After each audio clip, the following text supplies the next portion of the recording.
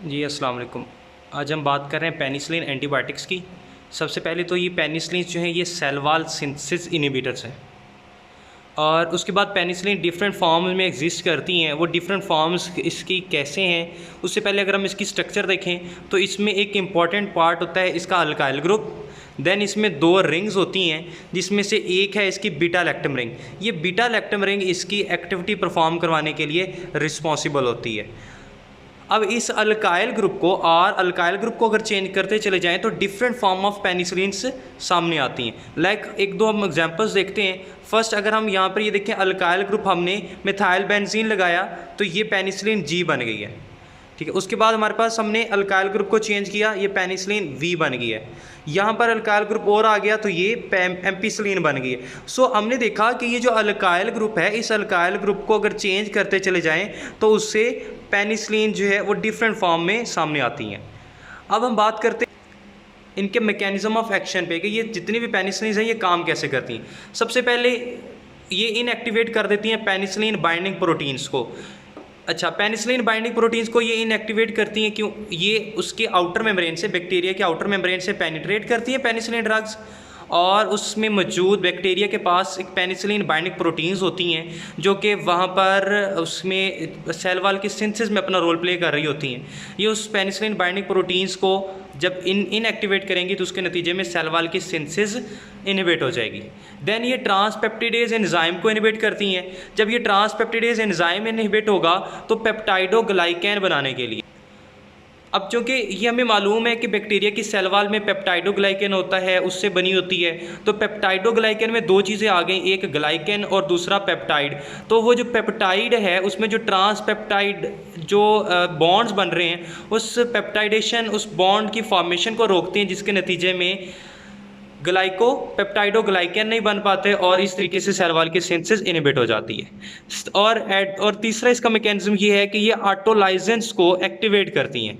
Bacteria में जब ये ऑटोलाइजेंस बनते हैं तो उसकी वजह से बैक्टीरिया की जो सेल वॉल है, उसकी जो मेम्ब्रेन है, उसमें पोर्स बनना शुरू होते हैं, जिसके नतीजे में उसकी स्ट्रक्चर डिसरप्ट होती है और वो टूट जाता है। सो ये इसका मैकेनिज्म है कि ये पेनिसिलिन काम किस तरीके से करती हैं।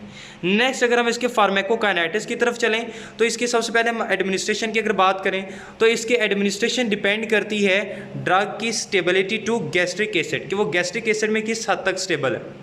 एंड सेकेंडली उसकी severity of infection. Gastric acid में स्टेबिलिटी की बात हम इस तरह से करते हैं कि आया कि वो गैस्ट्रिक एसिड उसको डिस्टर्ब तो नहीं कर रहा, उसके नेचर को चेंज तो नहीं कर रहा, क्या ये ड्रग उसको बेयर कर सकती है या नहीं कर सकती। सिविरिटी ऑफ इन्फेक्शन पे डिपेंड करता है कि आप उसको ओरल फॉर्म में लेंगे या आईवी फॉर्म में लेंगे।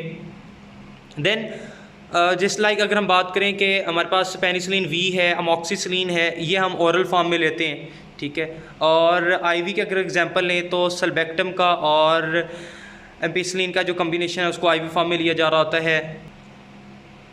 नेक्स्ट इसकी एब्जॉर्प्शन की बात करते हैं तो ये मोस्टली जो पेनिसिलिन्स हैं ये oral absorption, incomplete oral absorption देती हैं। एंड सेकेंडली फूड की प्रेजेंस इसकी एब्जॉर्प्शन को इफेक्ट करती है, उसको ये डिक्रीज़ कर देती है।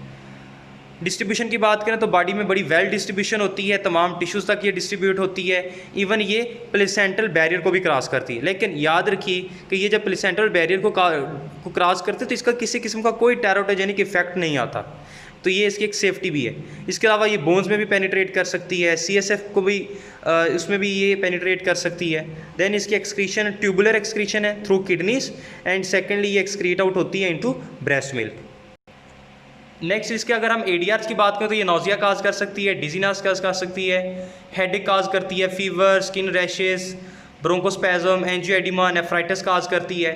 एंड देन इसकी रेजिस्टेंस की अगर बात करें कि ये इस पेनिसिलिन ड्रग्स के अगेंस्ट रेजिस्टेंस कैसे प्रोड्यूस होती है, तो पहला तो बैक्टीरिया ये करते हैं कि वो अपनी पेनिसिलिन बाइंडिंग प्रोटीन्स की स्ट्रक्चर को चेंज करते हैं। वो इस तरीके से चेंज कर लेते हैं कि उसके साथ पेनिसिलिन बाइंड ही नहीं हो सकती। दूसरा, बैक्टीरिया बीटा लैक्टामेज प्रोड्यूस करता है। ये बीटा लैक्टामेज क्या करता है, बैक्टीरिया की ये बीटा लैक्टामेज एंजाइम पेनिसिलिन की जो हमने स्टार्ट में देखा उसमें बीटा लैक्टम रिंग थी, ये उस बीटा लैक्टम रिंग को तोड़ देता है। जब बीटा लैक्टम रिंग टूट जाएगी तो ऑटोमेटिकली पेनिसिलिन की एक्टिविटी लॉस हो जाएगी। और फाइनली जो है ये ड्रग की परमेबिलिटी को डिक्रीज़ करते हैं। ड्रग की परमेबिलिटी डिक्रीज़ करने का मतलब ये है कि ड्रग की penetration into bacterial cell membrane कम हो जाएगी। जब वो बैक्टीरिया की सेल मेम्ब्रेन में पेनिट्रेट नहीं हो सकेगी तो वो पेनिसिलिन बाइंडिंग प्रोटीन्स के साथ बाइंड नहीं करेगी। जब वो पेनिसिलिन बाइंडिंग प्रोटीन्स के साथ बाइंड नहीं कर सकेगी तो ऑटोमेटिकली इसकी वजह से पेनिसिलिन की एक्टिविटी रिड्यूस हो जाएगी और उसके अगेंस्ट रेजिस्टेंस डेवलप हो जाएगी। So it's all about penicillin.